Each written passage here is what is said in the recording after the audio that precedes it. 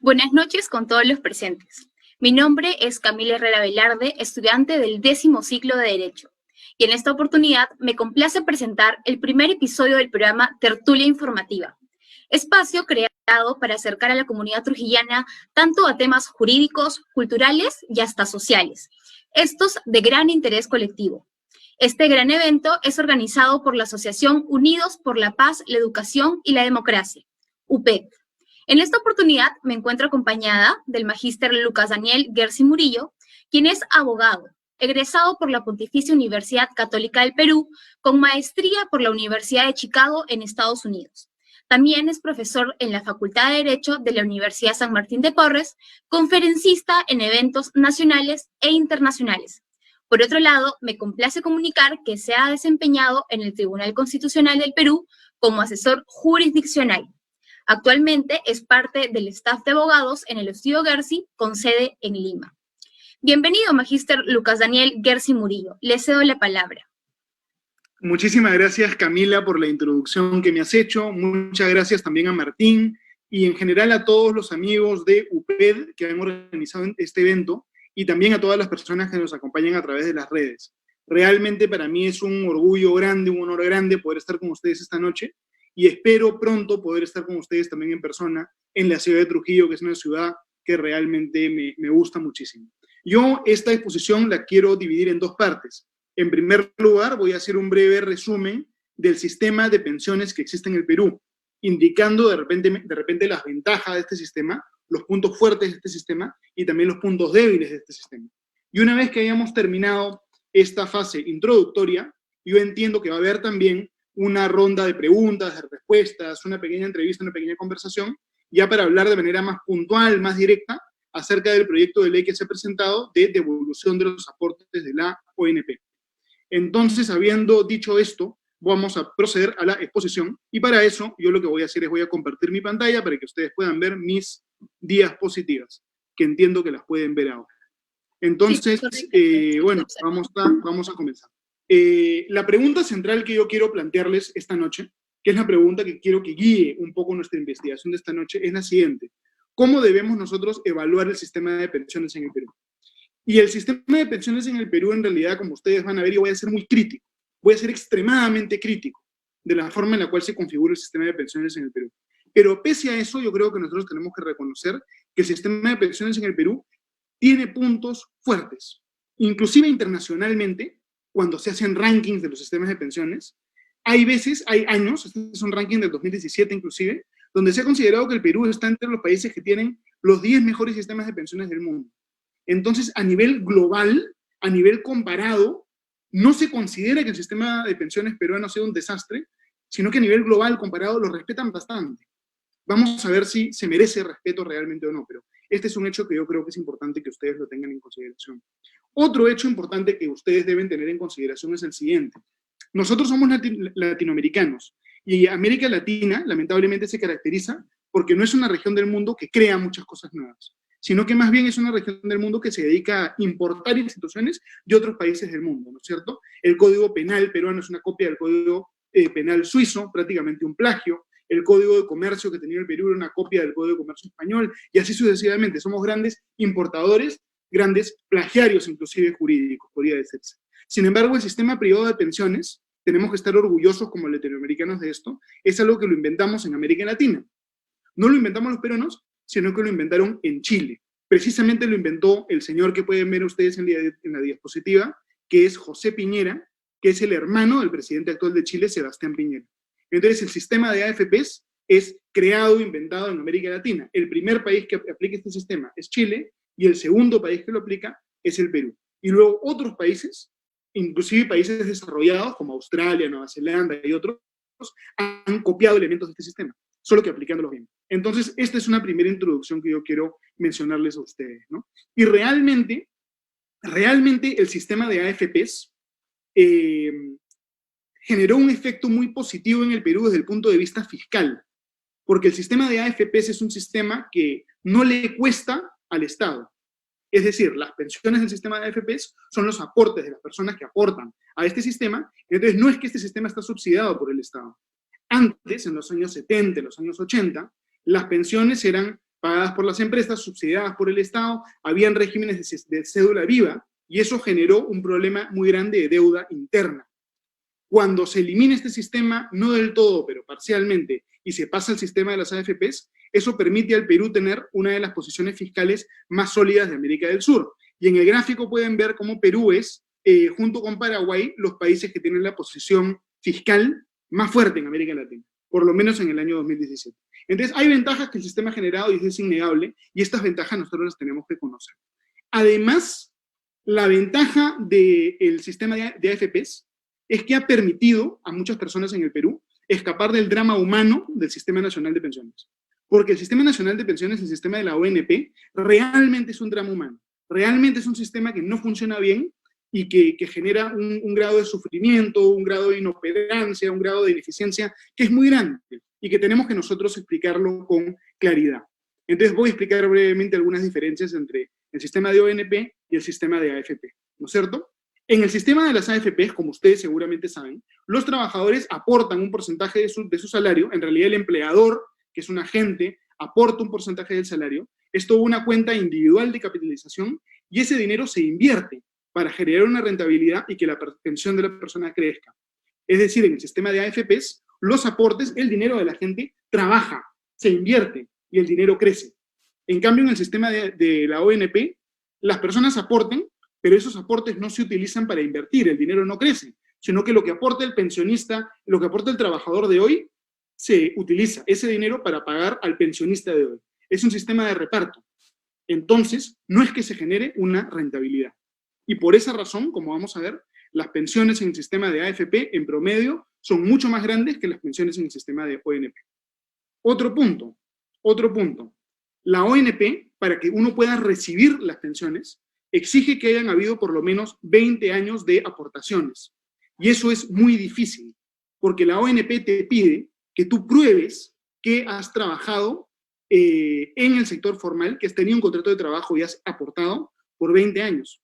Entonces, ¿eso qué significa? Presentar boletas, presentar contratos, presentar todo tipo de documentos, a veces presentar documentos de empresas que ya no existen. Es realmente algo muy engorroso, muy difícil, ¿no es cierto? La ONP supuestamente tenía estos archivos, estos papeles en una oficina en Lima que se llamaba Orcinea. Pero esta oficina ubicada en Lima, en algún momento, misteriosamente, se quemó la oficina. Yo he visto muchos expedientes en el Tribunal Constitucional donde se discutía esto, y la ONP, la tesis que ellos tienen es que la información que ellos tenían fue destruida en un incendio. Entonces, aquellas personas que no pueden probar que trabajaron por 20 años consecutivos, con contratos, con boletas, con papeles antiguos, con declaraciones de gerentes de empresas que ya no existen, etcétera, etcétera, etcétera, no reciben una pensión. Entonces, realmente, para obtener una pensión, la gente que está en el sistema de la ONP tiene que litigar. Muchas veces litigar por años. Y de hecho, de todos los casos que tiene el Tribunal Constitucional, yo diría que de repente el 25 a 40% son solamente casos de pensiones vinculados al sistema de la ONP. Es decir, de todos los casos, de todos los litigios que hay en el Perú, un porcentaje muy grande son solamente del sistema de la ONP. Y muchas personas en el Perú, para obtener su pensión, tienen que ir a juicio y pasar de repente 2, 3, hasta 4 años en litigio contra el Estado. Además, un grave problema de información falsa, porque como la ONP no tiene la información, se han construido mafias, se han generado mafias que falsifican documentos de manera masiva y piden pensiones a personas que no existen. Entonces es un sistema con muchas fallas. Gente que debió tener su pensión porque aportó, de repente no recibe su pensión. Gente que no aportó pero presentó documentación falsa, de repente sí recibe su pensión. Es realmente una coladera, realmente un ejemplo de mala gestión administrativa. La ONP, con todo respeto, no funciona bien y genera una situación de drama humano. Yo les cuento a ustedes, en el Tribunal Constitucional hay un equipo de 7 personas, que lo único que hacen a tiempo completo es resolver casos entre pensionistas y la ONP. Es realmente un sistema lleno de litigios, lleno de conflicto, donde la gente sufre mucho, adultos mayores, muchas veces personas muy humildes, sufren mucho para obtener su pensión. ¿No es cierto? Entonces, realmente es un sistema que no funciona bien. Y además de todo eso, es un sistema que está en riesgo de colapsar. Y está en riesgo de colapsar por la siguiente razón. A medida que los aportes bajan, es decir, cada vez menos y menos gente aporta a la ONP, porque la gente se ha dado cuenta que tienen que aportar a la AFP, ya no tanto a la ONP, cada vez hay más jubilados en la ONP, entonces es un sistema en el cual bajan y bajan y bajan los ingresos y suben y suben y suben los gastos. Es decir, un sistema que se está en riesgo de colapsar financieramente. Y hoy en día la ONP, para funcionar como sistema, requiere un subsidio del Estado, requiere un subsidio del gobierno. Entonces, además de generar un drama humano, no es sostenible fiscalmente en el futuro, en el mediano plazo, ¿no? Entonces, esta es la realidad de la ONP. Por esa razón, la ONP realmente, la situación en la que está, es insostenible. Y la ONP tiene que ser reformada. Hay algunas formas en las que podemos reformar a la ONP. Yo creo que la forma más sencilla, de repente, de reformar a la ONP es privatizarla, transformarla en una AFP. Hay otras personas que han planteado que la ONP se convierta, se transforme, por ejemplo, en una AFP estatal. En el MEF han propuesto eso. Pero la transformación de la ONP en una AFP estatal podría generar también un vicio de inconstitucionalidad, porque en el Perú el Estado solo puede realizar actividad empresarial de manera subsidiaria. Podemos debatir cuál es la mejor fórmula de reforma, pero tiene que haber una reforma y tiene que haber una reforma urgente, ¿no es cierto? En realidad la ONP se sabía que era un sistema que no funcionaba, pero fue un sistema que en los años 90, porque prácticamente se robó a los peruanos, porque los peruanos que ya estaban en la ONP ya habían aportado y querían pasarse a la AFP, no les permitieron pasarse a la AFP con todos sus aportes, sino que se les dijo, si tú te pasas a la ONP, vas a perder un porcentaje que era un porcentaje importante de sus aportes. Entonces, a través de esa distorsión, de alguna manera se mantuvo con vida a un sistema de pensiones que no funcionaba y que probablemente debió desaparecer en los años 90, ¿no es cierto? Entonces, realmente la ONP es un sistema que tiene muchos problemas y que nosotros tenemos que reformarlo. Eso no significa que el sistema de la AFP esté bien. Ahora voy a explicar todas las fallas del sistema de la AFP, pero la ONP realmente no funciona bien, hay que decirlo con claridad, hay que decirlo de frente, y es un sistema que nosotros tenemos que reformar. Hasta acá con la ONP. Pasamos al siguiente tema.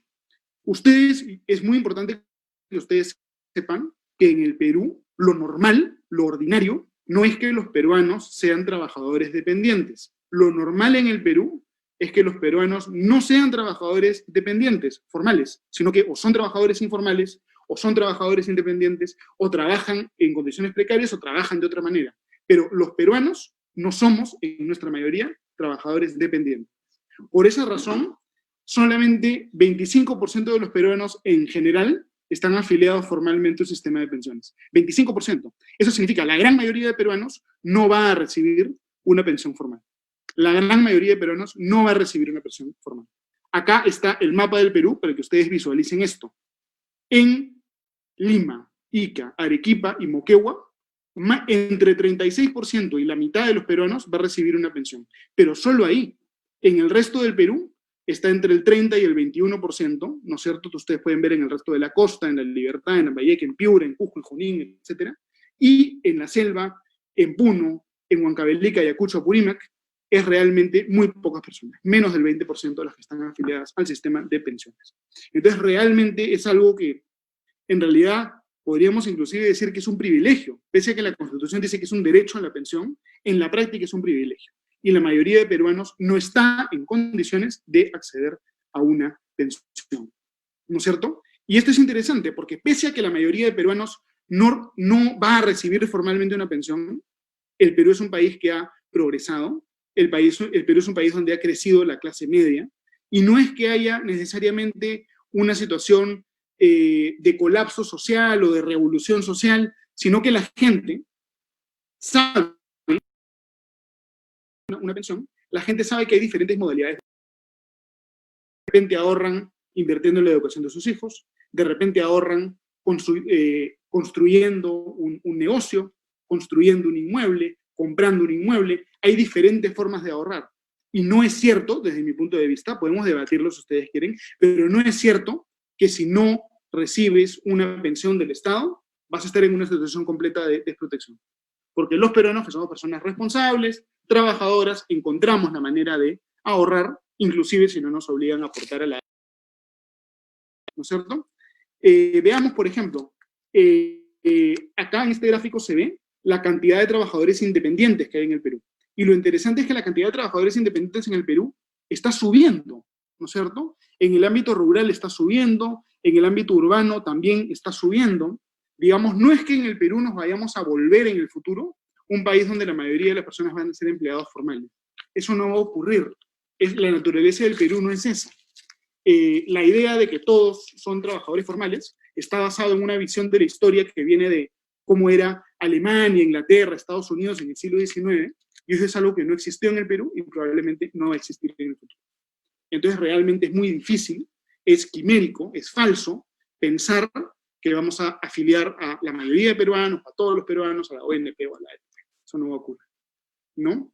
Han habido intentos, por ejemplo, de obligar a los trabajadores peruanos independientes a aportar, y eso realmente no funcionó. En el año 2012 intentaron hacer que los peruanos independientes aporten, nadie lo quiso hacer, hubo una situación de conflictividad social, y después de pocos meses el gobierno derogó la norma en virtud de la cual estaba proponiendo que los peruanos independientes aporten.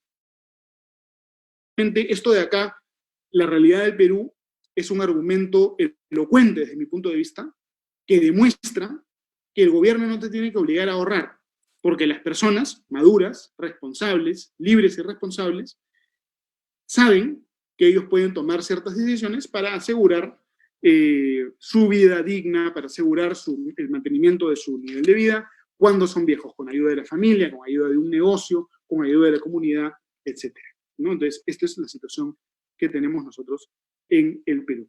Sin embargo, mientras exista un sistema de ahorro voluntario, tenemos que encargarnos de que el sistema de ahorro voluntario funcione bien y pueda operar en un entorno de competencia. Recordemos que la gran innovación del sistema de AFPs era que era un sistema competitivo. Es decir, el sistema de AFP se basa en que hay varias AFPs que te ofrecen el servicio de pensiones y es el consumidor el que manda. El consumidor el que puede observar los diferentes AFPs que existen, observar los diferentes planes que tienen y decir, a mí me da más confianza esta AFP, a mí me da más confianza esta otra AFP. Entonces, como el consumidor es el que manda, la idea es que las AFPs tienen que trabajar, estudiar, esforzarse por dar los mejores servicios y por satisfacer a los clientes. La idea es que este fuera un sistema competitivo. Lamentablemente, en el Perú, no existe actualmente competencia entre AFPs, porque las reglas del sistema de AFPs han sido desnaturalizadas, han sido corrompidas, y las AFPs no compiten, porque las reglas no les permiten competir. Y la consecuencia de esta no competencia entre AFPs es dañina para los pensionistas peruanos. Y ahora vamos a explicar por qué. Hay distorsiones en este sistema de AFPs. ¿Cuál es la primera distorsión? La primera distorsión es que la Superintendencia de Banca y Seguros y AFPs no permite a las AFPs desarrollar proyectos diferenciados o productos diferenciados. Es decir, por ley, no por ley, pero por reglamentos de la SBS, todas las AFPs están obligadas a presentar productos estandarizados. Deben invertir, es decir, los aportes de los pensionistas deben ser invertidos en lo que la SBS le dice a las AFPs que tienen que invertir. 45% en cierto tipo de acciones, 10% en otro tipo de acciones. No tienen libertad de diseñar sus propios productos, sino que los productos vienen prediseñados. Es decir, es como si en el mercado de restaurantes vender pizza, puedes vender hamburguesa, pero solamente pizza y hamburguesa. La identidad del producto está predeterminada por el gobierno y eso restringe la competencia.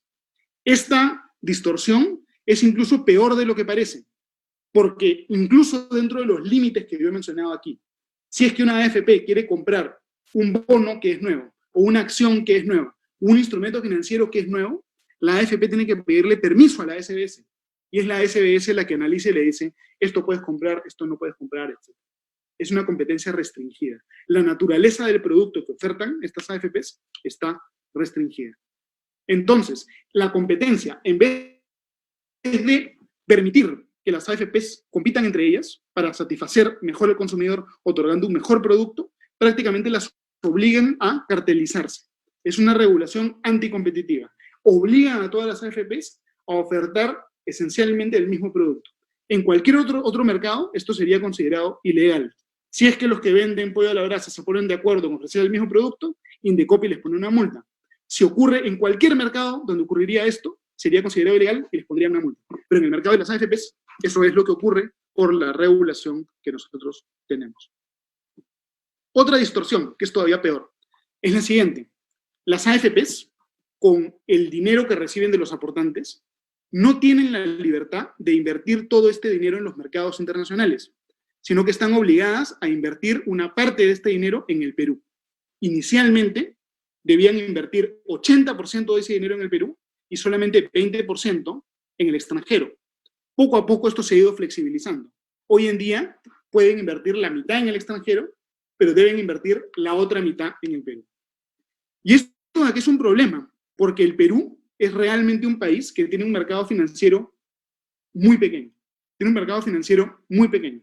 La Bolsa de Valores de Lima es una bolsa de valores pequeña, cotizan pocas empresas, y las empresas que cotizan ahí, muchas son empresas que están vinculadas entre ellas y además que están vinculadas a las AFPs. Además, la idea de una bolsa de valores es que haya mucho movimiento, que compren y venden acciones rápidamente. Sin embargo, en el Perú, las AFPs están obligadas a invertir acá, entonces las AFPs prácticamente compran todo lo que hay en la Bolsa de Valores de Lima y como están generando inversión, no es que lo vendan rápido, sino que lo compran y lo mantienen. Entonces, ¿eso qué genera? Que la Bolsa de Valores de Lima no tenga movimiento, que sea una bolsa congelada.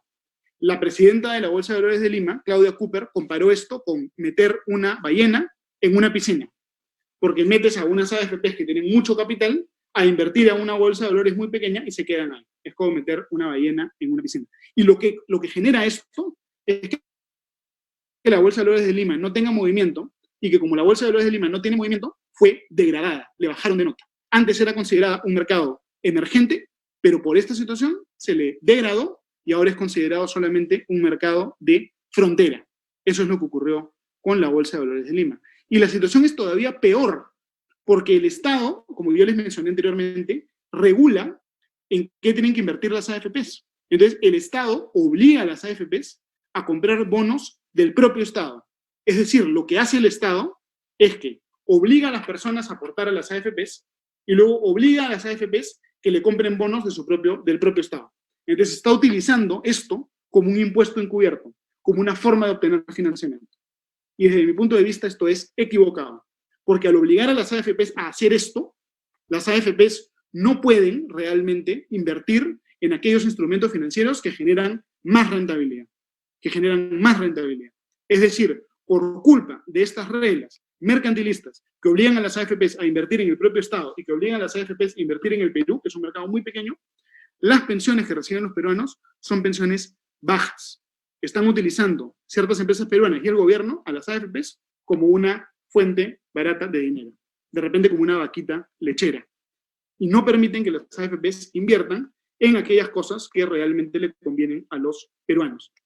Voy a explicar esto un poquito más. En tiempos modernos, los inversionistas que quieren generar rentabilidad no son inversionistas activos, sino que son inversionistas pasivos. ¿Esto qué significa? No es que los inversionistas estén mirando en qué acciones invertir, experimentando, tomando un montón de riesgos, sino que los inversionistas que quieren realmente obtener un buen rendimiento a largo plazo, lo que hacen es que compran paquetes que ya están prediseñados y que son paquetes que de alguna manera siguen o imitan el rendimiento de las empresas más grandes del mundo. Índices como por ejemplo el Standard & Poor's 500. Y esta es una teoría que lo inventó el señor que ven en la diapositiva, que se llama Eugene Fama, profesor de la Universidad de Chicago, y que ganó el Premio Nobel de Economía en el año 2017. Es decir, ya se sabe que si tú inviertes en ciertas empresas internacionales a largo plazo, vas a tener un rendimiento muy alto, Y todos los fondos de pensiones del mundo invierten en este tipo de índices pasivos. Sin embargo, en el Perú, la regulación que yo he explicado impide a las AFPs invertir en índices pasivos. Y como no pueden invertir en índices pasivos, la rentabilidad que se genera no es la que se debería generar, sino que es una rentabilidad bastante menor, es una rentabilidad más baja. Entonces, como consecuencia de esta sobreregulación, el rendimiento que los peruanos reciben en sus AFPs es muy baja, ¿no? Además de esto, hay otras distorsiones más. Por ejemplo, la idea de las AFPs era que el aportante escogiera a qué AFP se quería unir. Ahora el aportante ya no puede escoger, sino que hay una especie de subasta, hay una subasta, y en vez de que tú puedas escoger qué AFP te genera más confianza, el gobierno escoge por ti y te afilian al ganador de la subasta. Que probablemente este concurso público sea un concurso público que esté hecho para que un año gane una AFP, otro año gane otra AFP, es decir, una especie de reparto del mercado, y ya no puede haber libre competencia, ¿no? Entonces son múltiples distorsiones que hacen que este mercado no funcione como debía generar. Existe algo que se llama el efecto dotación. ¿Esto qué significa? Que una vez que el Estado te obliga a que tú te afilies a una AFP, ya es muy poco probable que te cambies a otra, porque estás pensando en otras cosas. No es que todo el día tú estés pensando en tu jubilación. Cuando eres una persona joven y empiezas a trabajar, no estás pensando todo el tiempo en tu jubilación, sino que piensas en tu trabajo, en otras cosas. Entonces, el Estado te afilia a una AFP que tú no has escogido por default y tú ya nunca te cambias. Es decir, ya no existe competencia. Lo que existe es un sistema de reparto de mercado en el cual el consumidor ya no puede escoger. Y hay otras distorsiones más. No se puede realizar publicidad, y sin publicidad no puede haber competencia. Esta es la prueba de que es un mercado totalmente cartelizado. Hay muchas barreras de entrada. No se permite que los bancos, las cajas, compitan con las AFPs. Es muy difícil crear una AFP. Hay muy pocos tratados de doble imposición con otros países. Como hay pocos tratados de doble imposición, eso dificulta también que las AFPs inviertan en el extranjero. Y por todas estas razones, realmente es evidente que el mercado de AFPs va a ser un mercado muy concentrado. ¿No? En Australia, por ejemplo, ¿cuántas AFPs existen en Australia? Que es un país más pequeño que el Perú. 209 AFPs. 209 AFPs. Y los australianos pueden escoger cuál es la AFP que les genera una mayor rentabilidad. Las AFPs compiten para ver cuál le da un mejor servicio a los australianos. En el Perú, creo que con las justas tenemos 4. Pese a que es un país mucho más grande que Australia, deberíamos tener cientos de AFPs, tenemos solamente 4. Y son 4 AFPs que ofrecen prácticamente los mismos servicios, 4 AFPs entre las cuales no podemos realmente decidir. Entonces, este es un mercado que realmente está distorsionado. Entonces, bueno, acá termina la primera parte de mi exposición, que es pues una parte general. Yo quería hacerles un diagnóstico del sistema de pensiones en el Perú, para que vean los múltiples problemas, las múltiples distorsiones. Y nada, habiendo dicho esto, quedo atento a sus preguntas y conversemos acerca de la devolución de aportes de la ONP. Quedo atento a las preguntas, por favor. Doctor, excelente, excelente exposición. Es increíble y sumamente enriquecedor todo lo que usted nos ha podido expresar a nosotros. Definitivamente que necesitamos un cambio con trascendencia social, ya que este es un tema que nos involucra a absolutamente todos. Es por ello que el día de hoy queremos tratar a fondo una interrogante que, si bien no ha pasado desapercibida por la esfera mediática, no ha aparecido en canales adecuados de comunicación para informar a la población respecto de sus implicancias. Me estoy refiriendo al proyecto de ley que propone la devolución de los aportes de la ONP. Respecto del tema, personalmente he escuchado tanto en la televisión como en la radio que existen posiciones divididas, posiciones enfrentadas. Hay quienes se encuentran a favor de esta norma, mientras que por otro lado hay personas que sostienen que eventualmente, si esta fuera promulgada, sería declarada inconstitucional. En ese sentido, yo quisiera comenzar a preguntarle lo siguiente, doctor. Usted, que nos ha explicado el drama humano de los aportes de la ONP, en este contexto, y sobre todo atendiendo al marco de la pandemia que estamos afrontando, ¿usted cree que la ley que propone la devolución de los aportes de la ONP es una solución viable? Y con respecto a un sentido normativo, ¿esta se ajustaría a la Constitución? Le doy el pase, doctor. Muchísimas gracias por la pregunta. Realmente muy, muy buena pregunta. Antes de contestar, yo quiero hacer un pequeño disclaimer. El disclaimer que quiero hacer es el siguiente. Yo estoy trabajando en este momento en el estudio Gersi, y el estudio Gersi forma parte de la defensa del Congreso frente al Poder Ejecutivo en un proceso competencial que se ha presentado respecto a la vacancia del presidente Vizcarra. Entonces, yo soy, en este momento, abogado del Congreso. Tengan eso en cuenta. Quiero revelar eso antes de responder la pregunta. Habiendo revelado eso, yo lo que quiero decir es que, desde mi punto de vista, el proyecto de ley de devolución de aportes de la ONP es constitucional. Yo creo que ese es un proyecto totalmente constitucional. Y creo que las personas que argumentan que este proyecto es inconstitucional están incurriendo en un grave error. Voy a explicar por qué, ¿ya? Voy a explicar por qué. Y voy a explicarlo parte por parte. El Poder Ejecutivo ha argumentado que este proyecto de ley es inconstitucional esencialmente por 4 razones. En primer lugar, porque vulnera la estabilidad presupuestaria. En segundo lugar, porque el Congreso no tiene iniciativa de gasto. En tercer lugar, porque vulnera el derecho a la pensión. Y en cuarto lugar, porque vulnera la intangibilidad de los fondos previsionales. Yo creo que estos 4 argumentos son fallados los 4. En primer lugar, estabilidad presupuestaria. No toda norma, no todo proyecto que genera gastos vulnera la estabilidad presupuestaria. La estabilidad presupuestaria solamente se vulnera si es que se plantea una iniciativa legislativa que compromete la salud fiscal del país en un grado tan grande que realmente va a arruinar al país. Y es muy difícil probar que una norma determinada va a arruinar financieramente al país. Máxime, si se toma en cuenta que el Perú actualmente no tiene la capacidad de gastar todo el dinero que tiene. Es decir, el Perú es un país que recauda una cantidad muy importante de impuestos y luego no es capaz de gastar lo que recauda en impuestos y lo termina devolviendo todo a el gobierno central. Acá tengo algunos datos interesantes que les quiero mostrar, ¿no? Por ejemplo, los gobiernos locales, las municipalidades en el Perú, en los últimos, desde el 2007 hasta la fecha, nunca han gastado el 100% de su presupuesto. Han gastado entre el 50% y el 70%. Es decir, el gobierno peruano recauda dinero que luego no puede gastar. El gobierno central, este año, ya estamos prácticamente en noviembre, ya está acabando el año. ¿Y cuánto ha gastado de su presupuesto el gobierno central? Según data del propio MEF, ha gastado 56%. 56%. Entonces, realmente el Perú tiene más recursos de los que puede gastar. Y muchas veces los recursos que tiene los gasta de manera irresponsable. No los gasta en inversión, sino que los gasta en gasto corriente. Entonces, en una situación de crisis, en vez de despilfarrar este dinero de repente en obras que nadie necesita, de repente contratando más personas en el Estado, yo creo que la medida de reactivación responsable es que la gente tenga más dinero en su bolsillo. ¿Cómo se genera eso? Que la gente tenga más dinero en su bolsillo, inyectando dinero a la economía. Lo normal en una medida de crisis sería bajar los impuestos.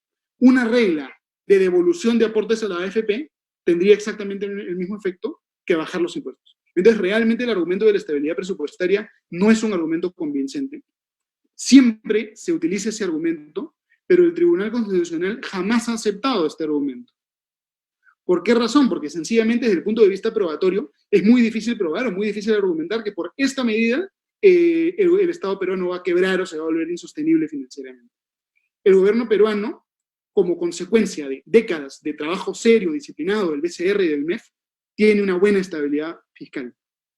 Entonces, no es cierto que esta propuesta vaya a arruinar financieramente el Estado peruano. Ese es el primer argumento. Por eso yo creo que este primer argumento no lo podemos aceptar. El segundo argumento nos dice que esta propuesta es inconstitucional porque el Congreso no tiene iniciativa de gasto. Hay un artículo de la Constitución que dice que el Congreso no tiene iniciativa de gasto, pero este argumento es completamente falaz, porque están interpretando mal este artículo de la Constitución. Me explico. Toda propuesta legislativa supone gasto. No existe una sola propuesta legislativa que no suponga gasto. Cuando se aprobó la ley universitaria y se creó la SUNEDU, por ejemplo, eso supone gasto. Cuando se crea cualquier ministerio, cualquier entidad pública, una universidad pública por ley, eso supone gasto. Las leyes de violencia contra la mujer, por ejemplo, la ley contra la violencia familiar, supone gasto. Todas las leyes suponen gasto, porque el derecho no es gratuito, es costoso. Todas las leyes suponen gasto. Entonces, si nosotros decimos que el Congreso no puede generar gasto, entonces mejor disolvemos el Congreso, cerramos el Congreso y ya tenemos pues una dictadura solamente poder ejecutivo y el Congreso que se cierre, ¿no es cierto? Así no se debe interpretar este dispositivo constitucional.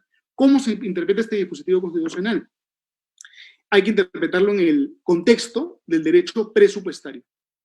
El presidente de la República, el Poder Ejecutivo a través del MEF, elabora el presupuesto general de la República y lo remite al Congreso. Una vez que el presupuesto general de la República va al Congreso, va como un proyecto de ley, el Congreso lo puede cambiar. Ahí es donde se aplica esta disposición constitucional. Cuando la Constitución dice que el Congreso no tiene iniciativa de gasto, se refiere a que cuando el Congreso recibe el proyecto de ley de presupuesto del Poder Ejecutivo, el Congreso no puede aumentar el presupuesto, solamente lo puede bajar. Es decir, la propuesta del MEF es un techo de presupuesto. El Congreso lo puede cambiar para abajo, pero no lo puede cambiar para arriba. A eso se refiere esa disposición constitucional. No se refiere que el Congreso no puede crear gasto, porque si ese fuera el caso, entonces el Congreso no podría emitir ni una sola ley. Entonces este segundo argumento tampoco es aceptable. El tercer argumento es el argumento del derecho a la pensión. Es decir, este es el mejor argumento que tiene el Poder Ejecutivo. Es el mejor argumento que tiene. ¿Este argumento en qué consiste? Este argumento consiste en decir que, como la ONP es un sistema de reparto, si nosotros devolvemos aportes, ¿de dónde sacamos dinero para pagar las pensiones de la ONP? Ese es el mejor argumento que tiene el Ejecutivo. Pero la verdad es que este sistema de la ONP ya está subsidiado en gran medida. Entonces, solamente se va a vulnerar el derecho a la pensión si es que el MEF no quiere comprometer recursos para pagarle a los pensionistas de la ONP. Es decir, se vulnera el derecho a la pensión si es que tú no quieres pagar a los pensionistas porque prefieres pagar otras cosas. Yo creo que en una situación de crisis, en una situación de emergencia, es mejor cortar otro tipo de gastos superfluos, que corten los gastos en asesorías, que corten los gastos en consultorías, que congelen la contratación de nuevo personal en el sector público, ¿no es cierto? Corten gastos superfluos y ese dinero se puede utilizar para pagar las pensiones de la ONP. Es decir, el argumento del MEF es más o menos el siguiente. Como yo no voy a querer pagar, se va a vulnerar el derecho a la pensión. Y yo no creo que ese sea un argumento que nosotros podamos aceptar tampoco. Porque como hemos mencionado, el gobierno peruano no está en capacidad de gastar un porcentaje muy importante del presupuesto que tiene. Entonces, sencillamente lo que tiene que haber es una voluntad política de que si se aprueba esta norma, se le pague las pensiones a los pensionistas de la ONP. Y al mismo tiempo también entender que el sistema de la ONP en sí, haya o no haya devolución de aportes a la ONP, es un sistema que está fallado y nosotros lo tenemos que reparar. No es sostenible un sistema de reparto, no es sostenible un sistema donde el dinero, en vez de invertirlo, se use para pagar la pensión de otro. Tenemos que abandonar cuanto antes un sistema de reparto y reemplazarlo por un sistema de cuentas individuales. Realmente mantener la ONP, yo creo que es una afrenta a la dignidad de peruanos trabajadores que han trabajado décadas de su vida, y pese a que han trabajado décadas de su vida, como es un sistema de reparto, su plata no está en ninguna cuenta. Entonces, como no presentaron un papel, no presentaron una factura, presentaron un papel donde la firma está un poco borrosa, por eso les niegan la pensión. Realmente es intolerable, realmente es intolerable. Entonces, la emergencia acá no es la ley de devolución de aportes o no a la ONP, la emergencia es que existe el sistema de ONP, que es realmente un sistema brutal, un maltrato brutal a los peruanos, y esto lo tenemos que solucionar. Yo los invoco a todos ustedes que me estén escuchando, peruanos patriotas, nosotros comprometidos con su país, realmente esto lo tenemos que cambiar, no funciona, y es insostenible, y si no lo cambiamos ahora, va a ser una bomba de tiempo que de este sistema en 15 o 20 años, ahí sí le puede hacer daño al presupuesto peruano, ¿no? Ese sería mi análisis. Y ahora, el último argumento, el argumento de que no se puede devolver el fondo de la ONP porque eso va en contra de la intangibilidad de los fondos previsionales. Este argumento realmente es inaceptable. ¿Por qué? Porque la intangibilidad de fondos previsionales, ¿qué significa? Significa que cuando hay un fondo destinado a pensiones, ese fondo no lo podemos destinar a otra cosa. Sin embargo, como explicamos, en el caso de la ONP no existe ningún fondo. No hay ningún fondo en el caso de la ONP. Porque el dinero que aportan unos se utiliza para pagar a otros. No hay ningún fondo donde el dinero esté guardado. Este artículo, ¿qué cosa dice? Este artículo lo que está protegiendo son las cuentas de las AFPs. No está protegiendo los aportes de la ONP, porque los aportes de la ONP no son un fondo previsional, sino que son un sistema de reparto. No existe fondo. Entonces, este argumento no tiene ningún sentido, porque estarían diciéndonos que estamos afectando la intangibilidad de un fondo que no existe. No existe fondo. Entonces, por todas estas razones, realmente yo considero, desde el punto de vista del derecho constitucional, que aquí no hay una lesión constitucional, no hay una afectación constitucional. Yo no sé si es que esto es lo que ustedes pensaban que yo iba a decir, de repente sí, de repente no, pero realmente no hay afectación constitucional. Y yo he sido muy crítico del Congreso, ¿no? Yo creo que la ley que pasaron de congelar los peajes era una ley inconstitucional. Creo que las leyes que están proponiendo para congelar de repente las deudas son leyes inconstitucionales. Hay muchas leyes inconstitucionales que el Congreso ha propuesto, pero esta ley no es inconstitucional, es constitucional. Y la gente que dice que la ley es inconstitucional, en realidad no tiene buenos argumentos y en realidad para el gobierno esto es inconstitucional porque les va a costar dinero. Pero ese no es un argumento constitucional, ¿no? Independientemente de si es una buena o una mala política, que esa es otra discusión. Yo creo que es una buena política, porque implica darle más dinero a la gente en una etapa de crisis, y así se reactiva la economía. Pero independientemente de si piensan que es buena o mala política, es constitucional. Esa es mi posición. Muchas gracias. Interesante, doctor, y sobre todo acertada y respetada posición, ¿no? Sobre todo con fundamentos jurídicos que avalan lo que usted nos está explicando. Pero entendamos que estamos en una situación muy controversial y sobre todo porque hay muchas posiciones. Entonces, al respecto, como yo le mencionaba previamente, en el caso de que la pretensión del Poder Ejecutivo prosperara y el Tribunal Constitucional declarara su inconstitucionalidad, que según lo que usted nos ha explicado sería totalmente descabellado, ¿cuáles serían las implicancias normativas y sociales de esta decisión de declararla inconstitucional? Ya, a ver, muchas gracias por la pregunta, ¿no? Como ustedes saben, de conformidad con el Código Procesal Constitucional, las sentencias emitidas en procesos de inconstitucionalidad no generan efectos retroactivos. Es decir, si es que este tema se aprobara, si esto se judicializara a través de una demanda de inconstitucionalidad y se llevara al TC, la sentencia fundada que eventualmente emite el TC no va a generar efectos retroactivos. Eso significa que un pensionista ONP que recibió la devolución de sus aportes no los tendría que devolver al gobierno, ¿no? Es decir, como no genera efectos retroactivos, lo único que haría una sentencia del TC es que paralizaría la devolución de aportes que no se han generado. Es decir, todos los aportes que se devolvieron hasta la emisión de la sentencia quedan devueltos, pero los aportes futuros que no se llegaron a devolver ya no se devuelven. Ese sería el único efecto, ¿no? No habría un efecto tan disruptivo. Y para las personas que nos están escuchando y, por ejemplo, no estudian Derecho y tienen un conocimiento básico sobre el tema y creen que esta norma se podría declarar inconstitucional porque es lo que se comenta en la mayor parte de medios de comunicación, sí. ¿En qué consistiría un posible proceso de inconstitucionalidad? A ver, les comento. El proceso de inconstitucionalidad es un proceso que se denomina un proceso de control abstracto de las leyes. Es decir, a través de este proceso se cuestiona una norma jurídica con rango de ley, que puede ser una ley emitida por el Congreso de la República, pero también puede ser un decreto legislativo emitido por el Poder Ejecutivo, o un decreto de urgencia emitido por el Poder Ejecutivo, puede ser inclusive un tratado internacional. Cualquier norma con rango de ley es cuestionada ante el Tribunal Constitucional para que el Tribunal Constitucional determine si es que esta ley contradice o no contradice la Constitución. Y si es que la ley contradice la Constitución, esa ley es eliminada del ordenamiento jurídico, suprimida del ordenamiento jurídico. Por eso se dice que el Tribunal Constitucional es como el Congreso, pero al revés. Es como un Congreso negativo, ¿no?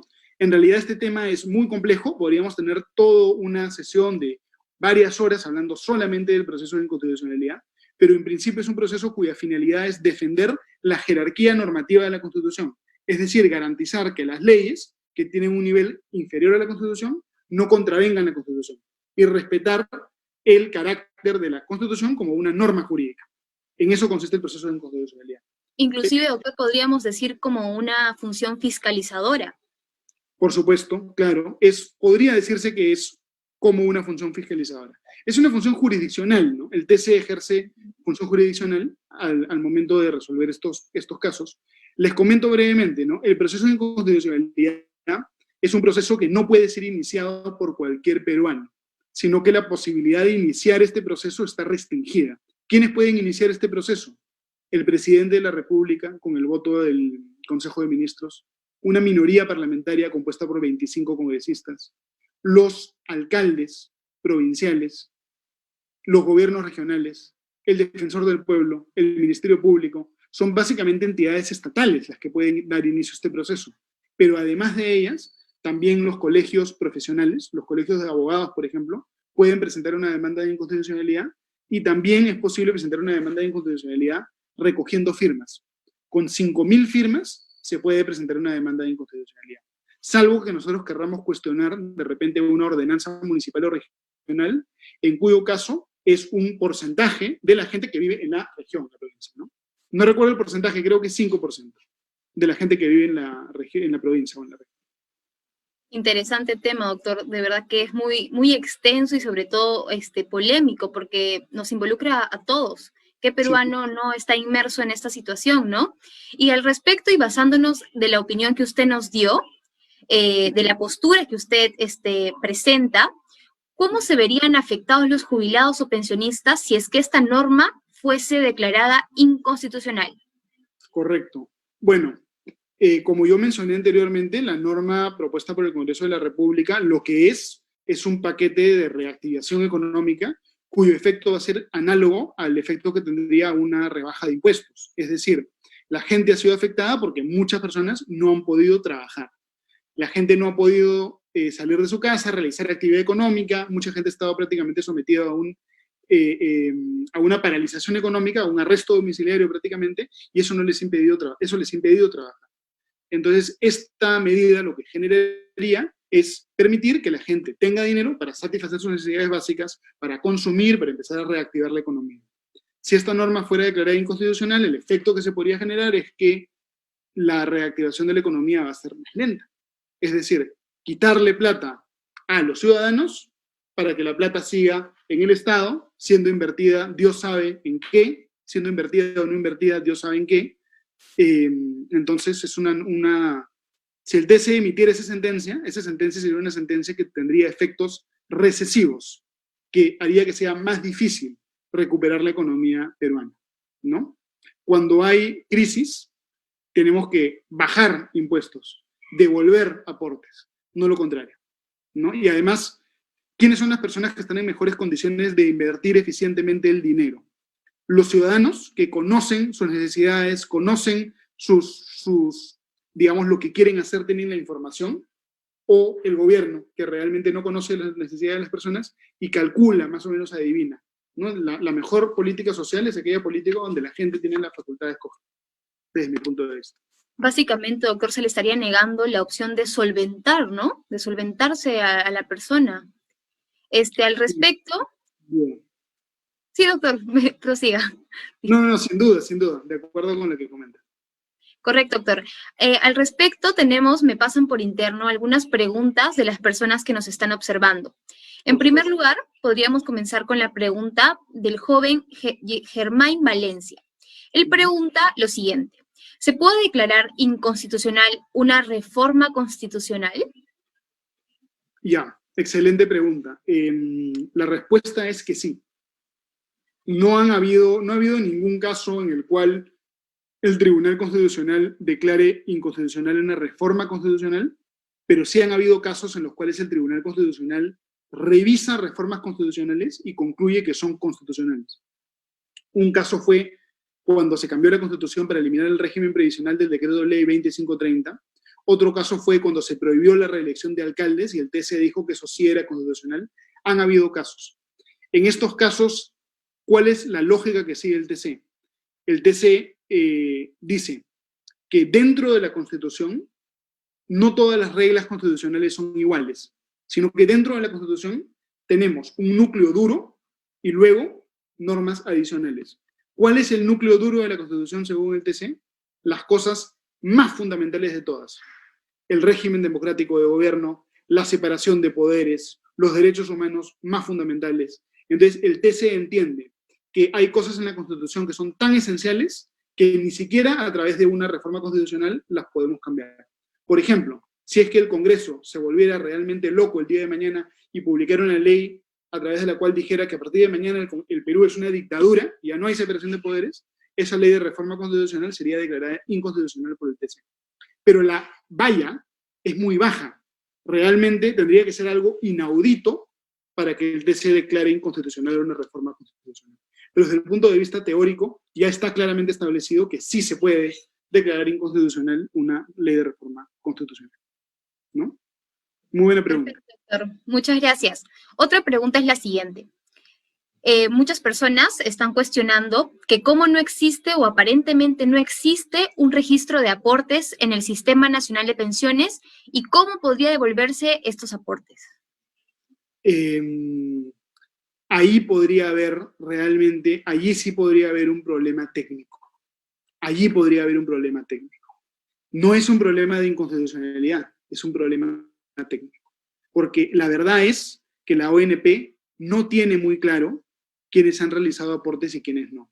Entonces, el problema que se generaría con esta ley es que para poder devolver los aportes va a ser muy difícil probar quiénes aportaron y quiénes no aportaron.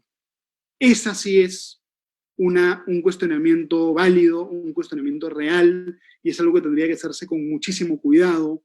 Lo que tendría que hacerse es un procedimiento administrativo, en virtud del cual aquellas personas que quieren solicitar la devolución de aportes tendrían que documentar sus aportes, y un porcentaje importante de esas solicitudes de devolución de aportes van a ser rechazadas, y eso podría dar lugar a juicios y podría dar lugar a una serie de dificultades.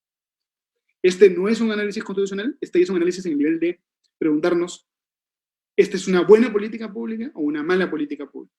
Esto es parecido a lo que ocurrió, por ejemplo, con la devolución del FONAVI.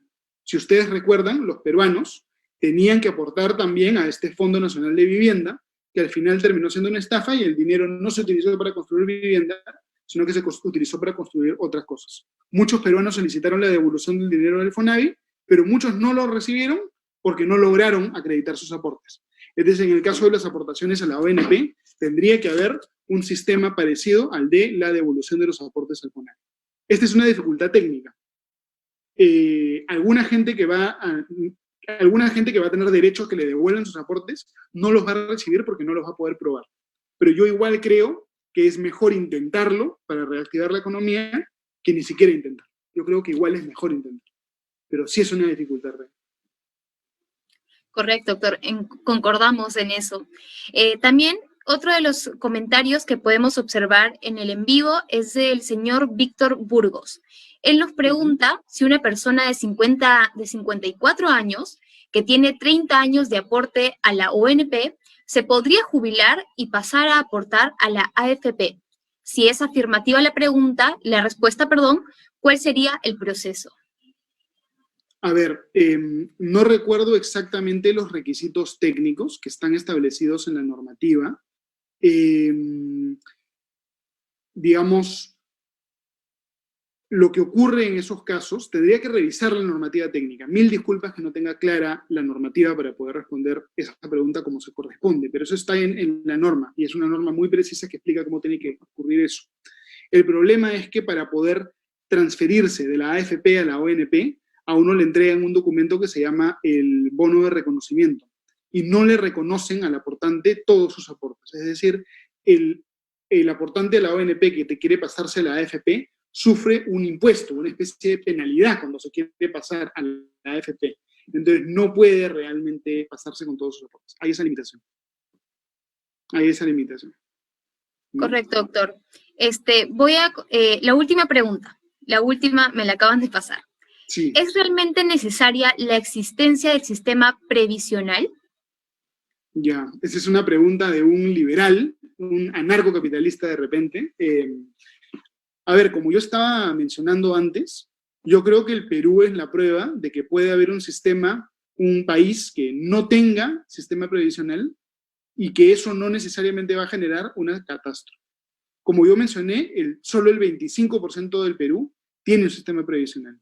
La mayoría de peruanos no tienen un sistema previsional.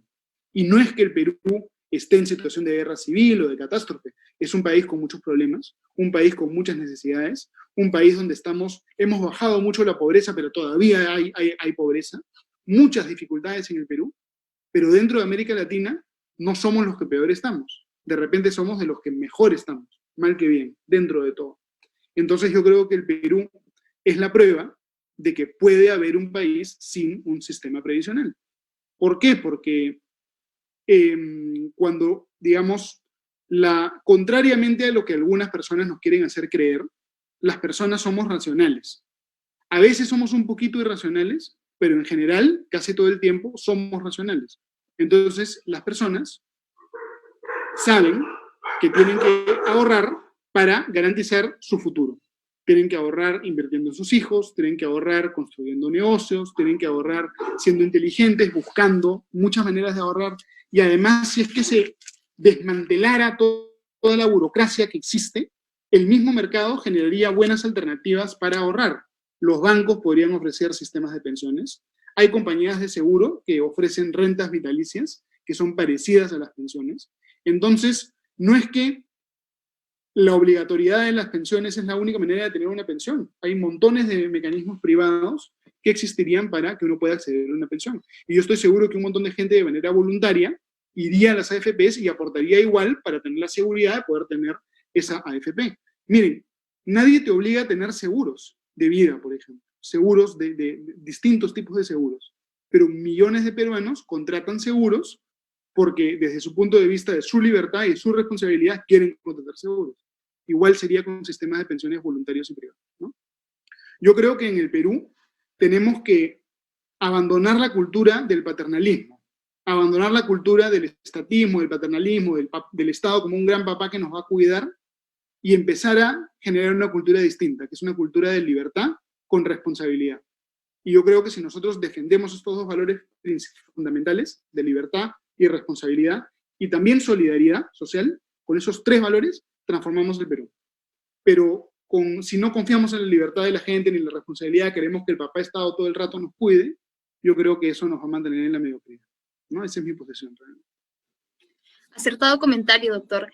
Y en último lugar, yo quisiera saber si usted tiene alguna última expresión, alguna conclusión general que nos podría transmitir para ya pasar a finalizar este grato evento. No, realmente solo quiero agradecerles por las excelentes preguntas que me han hecho, agradecerme en realidad por su paciencia, por escucharme el domingo en la noche, y realmente yo muy feliz de estar con ustedes y cuenten conmigo en otra oportunidad. Realmente encantado de tener esta discusión con ustedes. Muy feliz. Doctor, el gusto es de nosotros. Es muy gratificante haberlo tenido en este importante evento, como se lo dije hace un momento, y sobre todo por ser el primer episodio de esta tertulia informativa que estamos comenzando como asociación. De todo corazón esperamos tenerlo en una siguiente oportunidad. Nuevamente, muchas gracias en primer lugar por aceptar nuestra invitación y sobre todo por regalarnos un tiempo, sobre todo en un domingo, ¿no? Gracias a usted por su presencia y sobre todo por los conocimientos que nos ha podido brindar. También muchas gracias a todos los participantes que nos han visualizado por Facebook. Gracias, doctor. Que tenga buenas noches. Buenas noches, gracias.